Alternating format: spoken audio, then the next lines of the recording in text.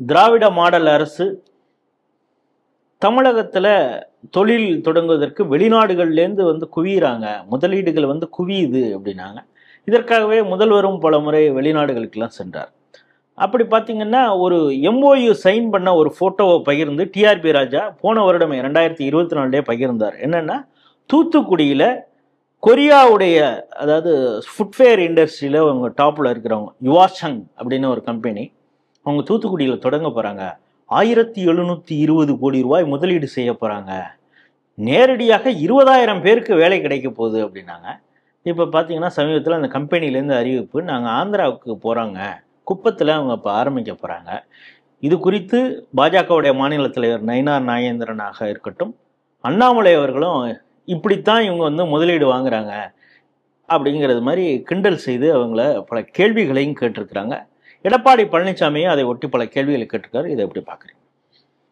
இளம் சிங்கம் அண்ணாமலை அவர்களும் மரியாதைக்குரிய மாநில தலைவர் பண்ணையார் நயினார் அவர்களும் ஆக்கப்பூர்வமான கேள்விகளை எழுப்பியுள்ளார்கள். நான் எடப்பாடி இதை நான் கவனிக்கலை, இட் காட் அன்னோட்டீஸ்டு. இதில் வந்து நயினார் சொல்கிறத வந்து இந்த 3 பேரில் நயினார் சொல்கிறத நான் இன்னும் முக்கியத்துவம் உடையதாக பார்க்குறேன். ஏன்னா அவர் வந்து தொழில்துறை அமைச்சராக இருந்தவர். தொழில்துறை அமைச்சராக இருந்து எங்கெங்கே என்னென்ன பிரச்சனைகள் இருக்குங்கிறது தெரியும்.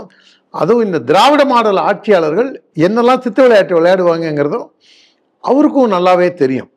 அவர்கிட்டே நிறையா கம்ப்ளைண்ட்ஸ் எல்லாமும் தொழிலதிபர்கள்ட்டேருந்தே நிறைய கம்ப்ளைண்ட்ஸ் குவிந்த வண்ணம் அவர்கிட்டையும் இருக்குது.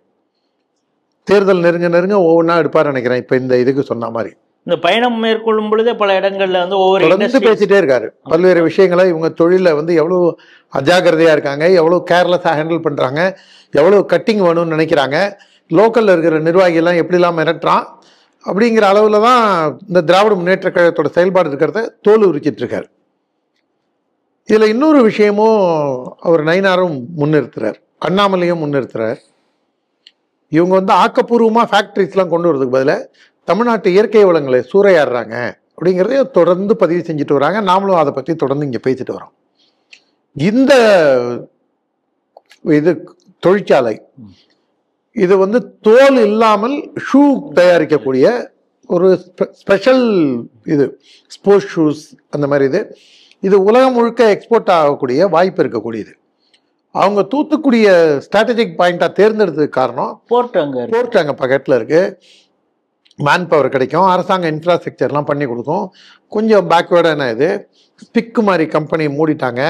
இவங்க போராடி இவங்களுடைய சாதனையில் மணிமகுடத்தில் மற்றொரு வைரக்கல் அப்படின்னு சொல்லி காப்பர் ஃபேக்ட்ரியும் பூட்டிட்டாங்க. அதனால் கொஞ்சம் இது வேலை இல்லாத ஜனங்களுக்கும் யூஸ்ஃபுல்லாக இருக்கும் அப்படின்னு செலக்ட் பண்ணி செஞ்சால் கொடுமைன்னு கூத்தாடினா அங்கே கோவிலில் 2 கொடுமை கூத்தாடிட்டு இருந்துதான் அப்படிங்கிற கதையா. இவங்க ஏடா கூடமாக என்ன பேசினானுங்கன்னு தெரில. ஓவர் நைட்டில் அவர் சந்திரபாபு நாயுடு அவர் குப்பம்க்கு ஷிஃப்ட் பண்ணிட்டாங்க. டைரக்ட் இது எம்ப்ளாய்மெண்ட் வந்து இவங்கள மாதிரி புர்ரா உள்ள 20,000 பேர் 18,000 பேர்லாம் புர்ரா உள்ள 15,000 to 20,000 பேருக்கு நேர்முக வேலையும் மறைமுக வேலை பல பேருக்கும் கிடைக்கும் அப்படின்னு சொல்லி அவர் ஒரு அறிக்கையும் கொடுத்துருக்காரு.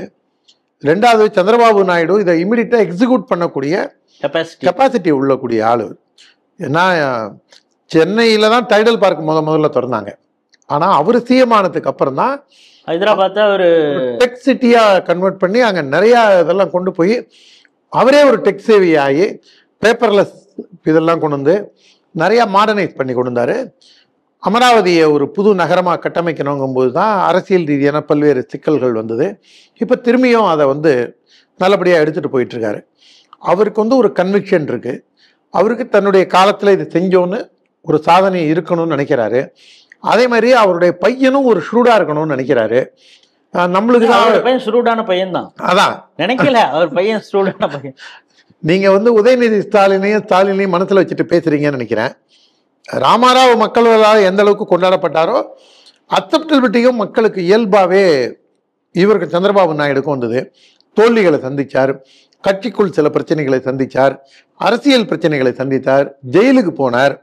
இந்த மாதிரிலாம் பிரச்சனைகள் வந்து அவர் வந்து ஒவ்வொரு பிரச்சனை வங்கி அரசியல் நடத்தினார். பிறகு அவருக்கே அது புரியப்பட்டது. வாக்கு வங்கி அரசியல் நடத்தும் போது மோடியை எள்ளி நகையாடினார். என்னுடைய அடையாளம் நரலோகேஷ் அப்படின்லாம் சொல்லி தனிநபர் தாக்குதல் இந்த திராவிட் ஸ்டாக் மாதிரிலாம் இது வந்தது. அதுக்கப்புறம் அவரே தன்னை கரெக்ட் பண்ணிட்டு இன்னைக்கு அவர் ஆளுங்கட்சி ஆனதுக்கு காரணம், மிக முக்கியமான காரணம் பாரதிய ஜனதாவும் மோடியும். அந்த அளவில் அங்கே கொண்டு வந்து அவர் நிர்வாகத்தை செய்த தவறை சரி பண்ணி கொண்டார். அவரும் வந்து ஓட்டு வங்கி அரசியலை பெருமளவில் அவர் பெருசா நடத்தலைன்னா கூட வாக்கு வங்கி அரசியல் நடத்தினால் கூட இந்துக்களை கேவலமாக செய்வதில்லை. கோவில்களை பரவாயில்ல, நீங்கள்லாம் லீஸுக்கு எடுத்துங்க, நீங்க இருக்கிற தூணெல்லாம் கட்டிட்டு போயிடுங்க, இங்க இருக்கிற நிலத்தெல்லாம் சூறையாடிடுங்க அப்படின்னு சொல்லாம ஏதோ ஒன்று செய்ய முயற்சி செய்கின்றார். அவருக்கு பக்கபலமாக துணை முதல்வரும் இருக்கின்றார். பாரதிய ஜனதா கட்சியும் அங்கு ரொம்ப ஸ்ட்ராங்கா ஆதரவு தெரிவித்து அங்கு ஒரு நல்ல சூழ்நிலை ஏற்படுத்தியிருக்காங்க. ஒரு நல்ல வைப்ஸ். இப்ப 2K கிட்ஸுக்கு சொன்னா வைப்ஸ், ஜென்சிகளுக்கு சொல்ல, ஆமா ஜென் கிட்டுக்கு சொல்லணும்னா வைப்ஸ் கிரியேட் பண்ணியிருக்காரு. ஆனா இதே இங்க பாருங்க, கருணாநிதி மட்டும் ஆக்சிடென்ட்ல கொஞ்சம் ஷூடா இருந்துட்டாரு. அதுவும் பேச்சில் இதில் அடுத்தவங்களை பிஆர் ஒர்க்கில் அவர் ஷூடா இருந்துட்டாரு. அவர் பெரிய தத்தி மகனார். பெரிய தத்திக்கே சவால் விடுற அளவுக்கு சின்ன தத்தின்னு வயதில் தான் சொல்கிறோமே தவிர, ஆனால் தத்தித்தனத்தில் பார்த்தோன்னா இவர் தான் சீனியர் மோஸ்ட் தத்தியாக இருக்காரு. அப்பாவாவது பேப்பரை பார்க்காம ஒரு எக்ஸ்டம்போவா ஒரு பொதுக்கூட்டம் பேச முடியும். ஓடை நறுமலரே, உல்லாச சிங்கமே அப்படின்னு ஏதாவது ஒன்று எப்பயோ படிச்சதை நினைவு வச்சுட்டாது ஏதாவது கடன்னு ஏதாவது சொல்கிறாரு. ஆனால் இந்த தம்பி பாவம், இவர் வந்து சந்தானத்துக்கு சைடு ஆக்டரா இந்த சினிமாவில் தோன்றி நடித்தவர், ஃபால்டாயில் குடித்தவர்.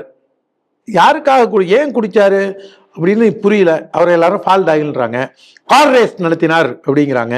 அவருக்கு 3மே என் அப்படிங்கிறாங்க. அது என்ன 3N? நம்மளுக்கு 3K தெரியும், 2K தெரியும், இது என்ன 3N அப்படிங்கிறதுன்னு தெரியல.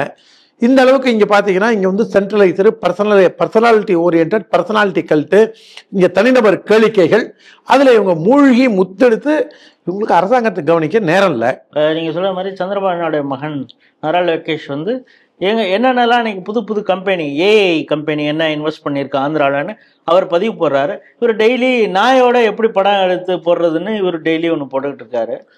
இது மாதிரி அந்த நாய்க்கு வந்து யார் கொடுத்த நாய், அந்த நாய்கிட்டேருந்து ஏதாவது இவருக்கு கம்யூனிகேஷன் வந்திருக்கா அது தெரியாது நமக்கு. அதனால அது பர்சனலாக நம்ம போக மாட்டோம், அதை விடுங்க. ஆனால் இவங்களுடைய இது முழுக்கவே எப்படி கொள்ளையடிக்கலாம். அவர் WH டக்ளஸ் சொன்னார், மாமனும் மச்சானும் 30,000 கோடி வருஷத்துக்கு கொள்ளையடிக்கிறானுங்க அப்படின்னா. இப்போ தொழில்துறை அமைச்சராக இருக்கார் தங்கம் தென்னரசு, அவர் பேரளவில் தான் தொழில்துறை அமைச்சர். டிஆர்பி ராஜா, இப்போ டிஆர்பி ராஜா தொழில்துறை அமைச்சராக வந்துட்டாரு. அவருக்கு பாவம், அவருக்கு தனியாக அவருடைய குடும்ப இதை வளப்படுத்திக்கணும், அவருக்குன்னு ஒரு அஜெண்டா ட்ரிவன் இருக்கு. போகிற போக்கில் அவர் என்ன சொல்லிடுறாரு, 15,000 கோடிக்கு அந்த என்ன பாஸ்கான் இங்கே இது பண்ணுறாங்க. அவன் உடனே இல்லவே இல்லை, சிங்கிள் லைனில் அப்படிலாம் எதுவும் இல்லைன்னு ஒரு இது போட்ட உடனே இல்லை அது இந்த நிறுவனம் அவங்களுடைய துணை நிறுவனம் இது வேற அப்படின்னு இவங்க அந்த அரசியல் செய்கிற வேலையெல்லாம்.